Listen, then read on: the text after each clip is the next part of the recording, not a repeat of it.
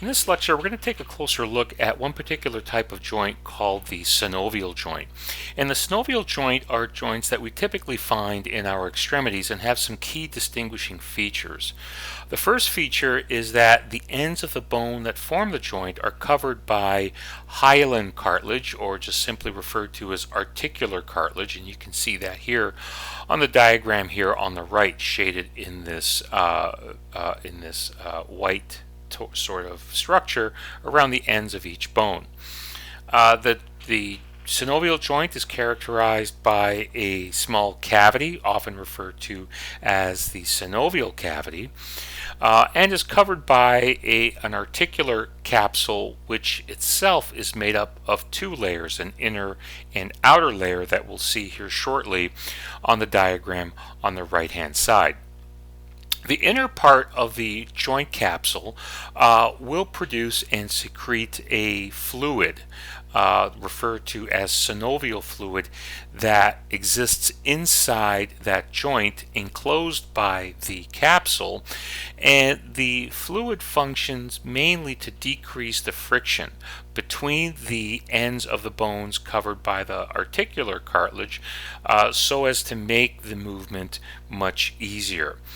The joint is also characterized by a series of reinforcing ligaments, and the number and location of those ligaments depend upon the individual synovial joint in the body. And these joints are served by both a nerve and a blood supply. So if we take a look at the picture here on the right hand side, this is an illustration of the joint formed between the proximal phalanx and the middle phalanx of the second finger. Remember, number one is the thumb. And so we illustrate that joint cavity, and the joint cavity is necessary so as to allow enough motion between the surfaces of the two bones. We see an exterior ligament that helps to provide stability to the joint while it undergoes motion. And as indicated earlier, we have the articular cartilage around the ends of both bones.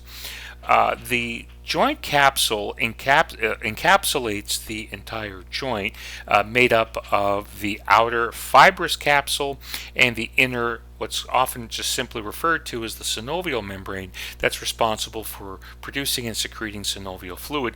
Oftentimes, the fibrous outer layer, the fibrous capsule, is continuous with an external ligament of a joint. So there are different types of synovial joints in the body. The first is called a plane joint, and it's a joint that experiences motion along a plane rather than a typical rotation that we might see in our fingers. And so these are considered non-axial joints, indicating that these are joints that don't necessarily have an axis of rotation. And these are characterized by flat articular surfaces of the bones that permit short gliding movements. And we find these in the bones of the wrist and the bones in the ankle. The hinge joint is considered a one-axis joint or a uniaxial joint. Being a joint that only has one axis, motion is allowed along a single plane. So if we think about the elbow joint functions in a flexion and extension only, and is characteristically described as a hinge joint. A pivot joint is one in which a bone spins inside what's often referred to as a sleeve of connective tissue, or the ring of another bone. And the pivot joint is named according to that spin, and this is a joint that typically only allows uniaxial movement, and that uniaxial movement is that spinning, and we'll see a picture of that here on the next slide.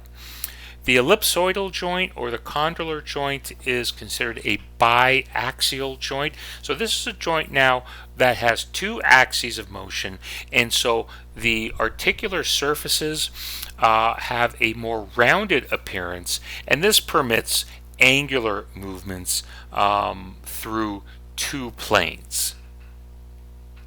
The saddle joint is a unique joint found in the thumb, and it's also a biaxial joint, and it typically allows for a greater amount of motion than what we would find at the condylar joint. So these two joints are similar in that they're both biaxial, in which motion can occur along through two different axes. However, the saddle joint, which is found at the base of the thumb, allows a little bit more motion. The saddle joint is unique because the articular surfaces here of the two bones that form the saddle joint are both convex and concave, depending upon the direction of the motion, and that's what permits it to have a little bit more freedom of movement than the condylar joint. And the ball and socket joint, characteristic of the hip joint and the shoulder joint, are considered to be multi-axial joints. So these are joints that can move through multiple planes than just the two axes that we see with the condylar or saddle joints. So on the upper left-hand corner of the slide, here we see an example of a plane joint, and an example here is are the small bones, irregular shaped bones that make up the wrist. And in this very basic illustration, the arrows indicate the motion between these bones, where the motion is essentially a sliding past each other, and that sliding past each other will allow the hand to move into flexion and extension, or into motion in the frontal plane, which is defined as ulnar or radial deviation.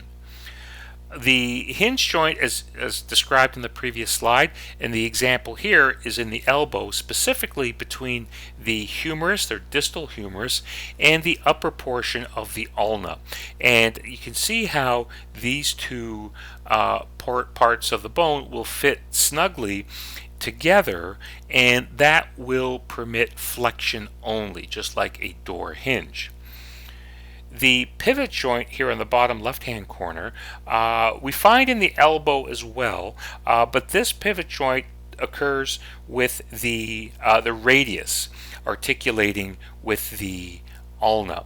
And as the simple schematic here shows this blue rod spinning inside the joint of the structure. And the similar action occurs here with the radius, and this joint is referred to as the proximal radio-ulnar joint.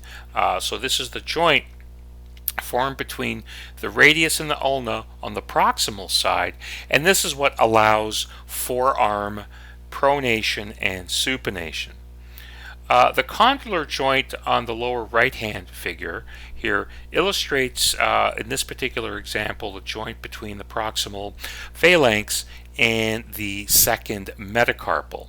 And this condyloid joint allows motion along two different axes, permitting the fingers to flex, as well as to being able to spread the fingers that move away from the midline of the hand.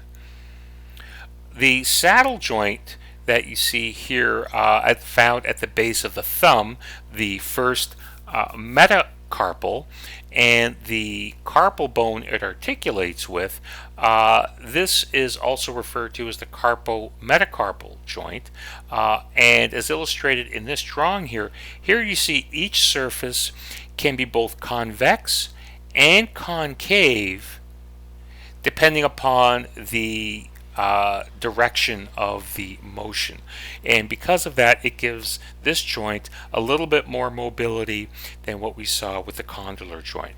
And the ball and socket joint is so named because of the similar articular structure that we see with a standard ball and socket joint. And this is the type of joint that allows a much greater degree of motion, which is necessary for the arm and the leg. So this ends this video on the synovial joints.